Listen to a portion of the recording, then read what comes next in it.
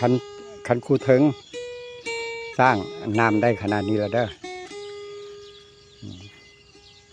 อันนี้ติดพ้นสะเดาน้ำของเขาก็เต็มเปียบเลยเขาท่าเว้ยเขาเริ่มโพน้ำแล้วหยอดสร้างเบิ่งเนี่ยเขาเขียวเลยใส่ปุ๋ยได้ยังอันนี้แปลงเทิงเนี่ยสร้างแปลงเทิงติดกับพ้นสะเดา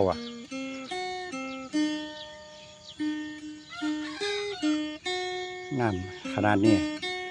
ปลายเขาเหลือนิดนึงเสาๆกับเบิ่งนาจะเสา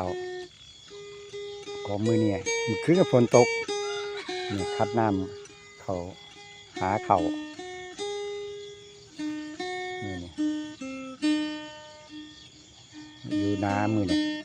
มืออื่นใครที่เขาสวนอีกอันนี้ที่เขาปลูกยมพูไว้